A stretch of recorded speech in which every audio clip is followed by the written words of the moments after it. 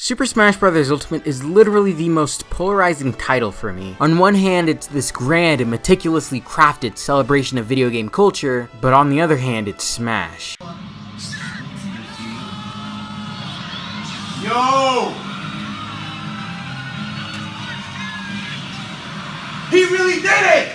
He did it! For a lot of people, Ultimate was the most anticipated title of 2018. I mean, the game sold over 5 million units within its launch week, which is especially impressive considering that rivals Smash 4's lifetime sales. So yeah, Smash Ultimate was big, really big. And if you've clicked on this video, you're probably waiting for me to answer the biggest question of them all. Is it good? Well, I mean, watch the video and you'll find out.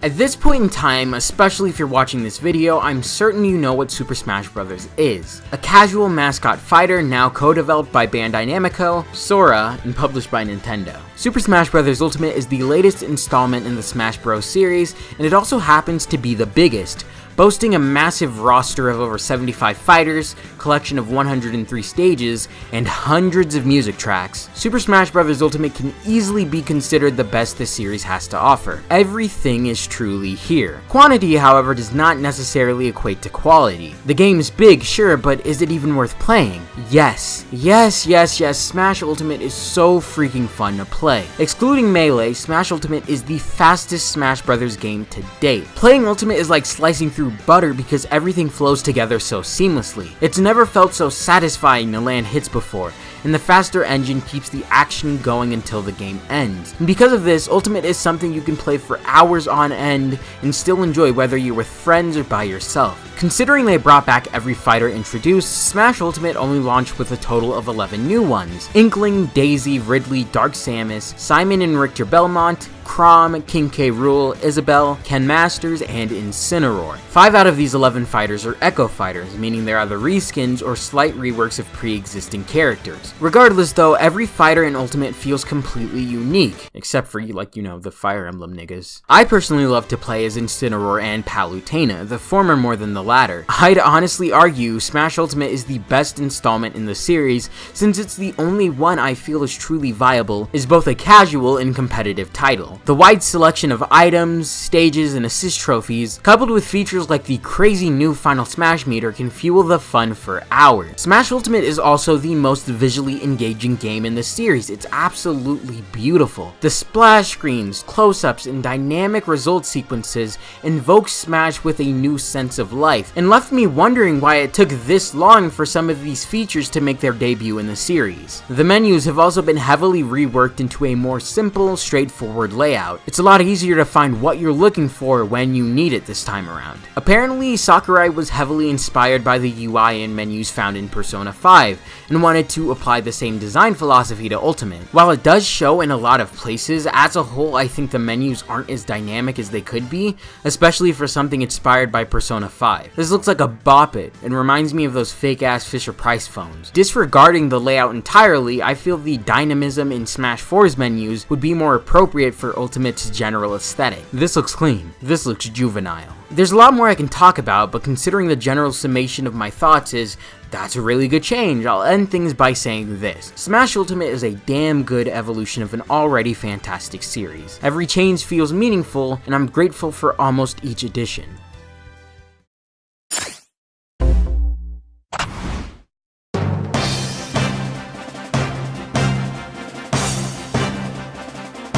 At this point in time, the only thing you can expect to remain consistent in any Smash Bros. Game is Sakurai sucking off Kirby and online functionality being awful. It's mind-boggling to me that in the span of almost 20 years, there has not once been a Smash Bros. Game with a decent online infrastructure. Trying to play Ultimate online is like trying to shit out of your mouth, possible for some but a total nightmare for everybody else. It just doesn't work. Ultimate runs on this peer-to-peer system, meaning that if one person has has an awful online connection, then everyone else suffers. It's so frustrating for me to hop on a quick play, be queued into a match, and then to lose only because my opponent stuck wires into a wheel of cheese and decided to call it a router. The GSP system is probably my least favorite addition to Smash Ultimate. At the end of each game, players are given a GSP number, which stands for Global Smash Power. So if I end a match as Incineroar with a GSP of 1.7 million, then that means I'm better than about 1.7 million other people who've played Incineroar. The problem with GSP is that you can play a game, win, and gain about 15,000 to your GSP, or lose and have like 800 fucking thousand points subtracted from your total. What type of dumb shit is that? For Glory was definitely flawed, but I felt like its problems were painfully easy to fix.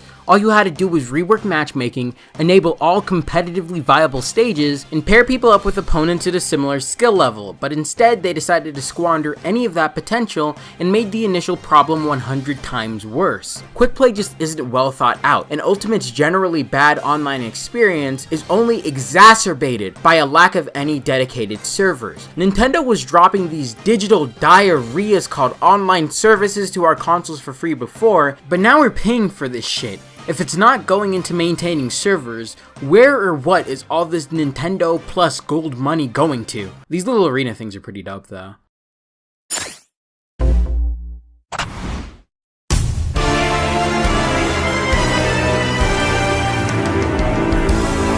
I think this game, and maybe the series in general, has a problem. A big design problem. I don't like the way a lot of these characters are designed. For me, the perfect fighting game is one where almost all characters are viable in their own ways. One where the game's meta doesn't constantly revolve around the same couple of characters, and anyone can be taken into a competition and still have a decent chance of coming out on top. Smash Bros just isn't that, and I hope that's not the case forever. A little while ago, I was in a voice call with a couple of friends when I was asked what I thought of the Belmonts. Obviously, I hate the camping, projectile spamming ass niggas, but then another friend of mine pointed out something really interesting to me.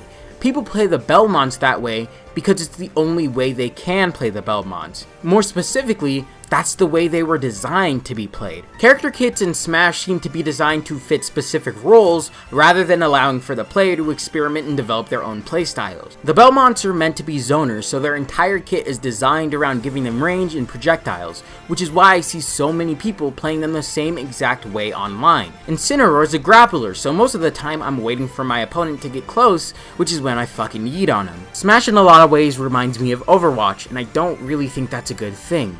Overwatch is also a game where nearly all of the characters are designed to fit a role. There's no room for experimentation here, and to make matters even worse, the game has no meta because Blizzard keeps on patching it out. Whoa, almost like wave dashing. This problem isn't as bad with Smash as it is Overwatch, but it's still something that bothers me. You've got the Fire Emblem characters, some of the best in the game, who have range, counters, in some cases speed, but then there are niggas over here like Incineroar who lacks all of those things. If they have no range, give them a projectile. If they have no projectiles, give them some range. Look at how much better Ganondorf got when they gave him his greatsword and put actual thought into his kit instead of just making him another clone character. King K. Rool is probably one of the best designed characters in the game because you can play him however you see fit. He's someone that works from both a defensive and offensive perspective because he's given all the options to do so. He has a decent recovery, projectiles, powerful attacks, a counter, and can even give you the suck. So if I go against K. Rool with my Incineroar, I'm probably going to lose considering he's given much more options than I ever was. But if I play against K. Rool with my Palutena, another well-designed character, then that's a different story. I have a better chance of winning since the two are both completely viable in their own ways. It's not a matter of K. Rool being broken, it's a matter of him being well thought out. That's what Smash needs in my opinion. Cool characters with well thought out kits.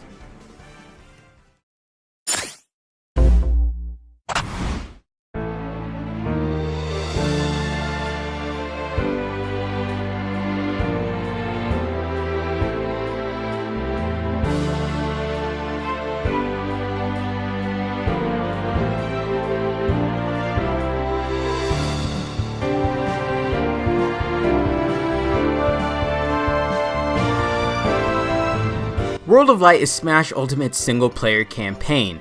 and I don't think it's a very good one. Ever since Subspace Emissary, people have been clamoring online for Sakurai to add another campaign to the next Smash Bros. Game. However, many years later, we're here with the World of Light, and it's not quite what many people expected.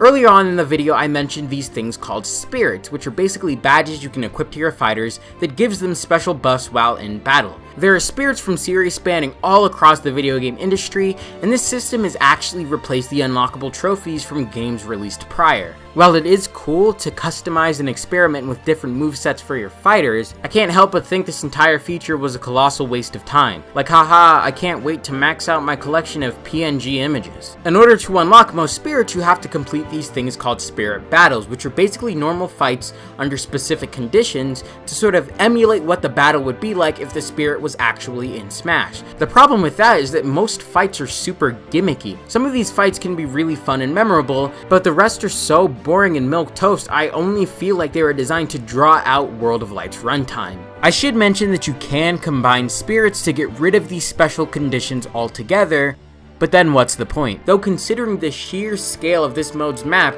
that's probably something you're going to have to do. You fight a spirit like every 3 steps, and there's no way that would be reasonable if you couldn't structure your party to make the fight as vanilla and easy as possible. World of Light operates on a pretty simple premise. Basically, this lampshade named Galim kills all the characters in the game, except for the one that matters. Those characters are then turned into proxy fighters, which are possessed by the aforementioned spirits. You have to travel through the World of Light, freeing both fighters and spirits, building up your forces in preparation for your eventual second encounter with Galim. You scour dungeons and fight bosses until you come face to face with the Bane of Darkness itself. After conquering Galim, both it and the player are ambushed by a being of darkness, aptly named Darkon. Darkon overpowers Galim and transports the player to the World of Darkness. After overcoming the challenges of the World of Darkness, the player returns to both Darkon and Galim, initiating the final showdown. It's here you can choose to confront Darkon and Galim respectively, or face them both, which leads to the true final ending of World of Light. And if I had to give World of Light credit for something, it'd easily be this final sequence. The final board is an ultimatum of sorts, with the player having to choose whether to ally with the forces of light or the forces of darkness. You make your choice by clearing spirit battles, and as you go along, the tides of darkness and light shifts based on how many spirits you've cleared from each side. Once you've freed enough spirits, both Master and Crazy Hand are freed from the influence of Darkon and Galim. Then the most hyped thing in Smash Bros. History happens. You get to fucking play as them. And a part of me felt glad I was able to get far enough into World of Light to be able to experience that. Then finally the big moment comes. As you make your way to World of Light's final destination, the two entities tower over you, attempting to overwhelm your party with an onslaught of attacks,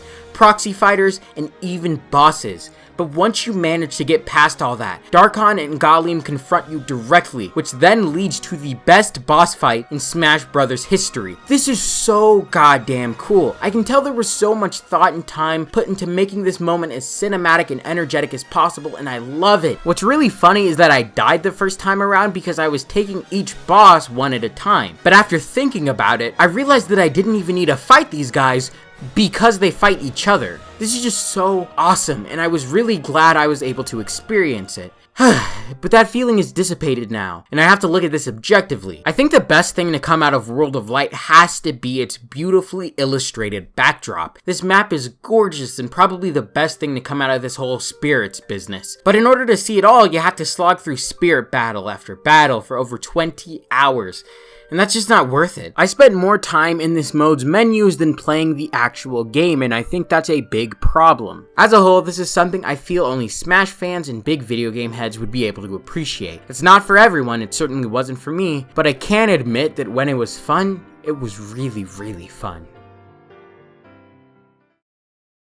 Ultimate most certainly has its problems, but what game doesn't? Spirits are pointless, World of Light is a waste, and online is broken, but I still stand by my claim that Ultimate is the best of the series. The game offers so much to people of all kinds, and I think it's painfully apparent Sakurai and his team poured their hearts into making Ultimate a celebration for the ages. At its core, the Smash Bros. Series is one big commemoration of video game culture, paying respect to the accomplishments made by the likes of Nintendo and various others within the industry. To this date, there hasn't been a series capable of uniting gamers of all all kinds from all over the world, quite like Smash has, and I think that's profoundly beautiful. They've done a wonderful job this time around, and I can't wait to see what the future holds for this incredible franchise. This year marks the 20th anniversary of the Super Smash Bros. Series, and I couldn't think of a better way to celebrate that than with Super Smash Bros. Ultimate.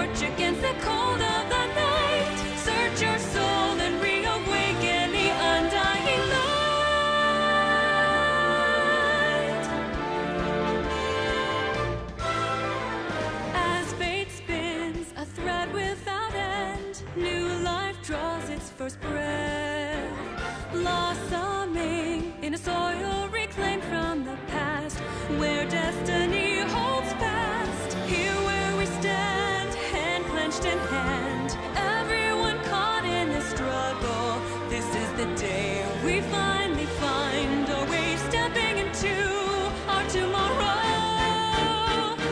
Every soul contains a whisper of light, growing louder as it calls to unite.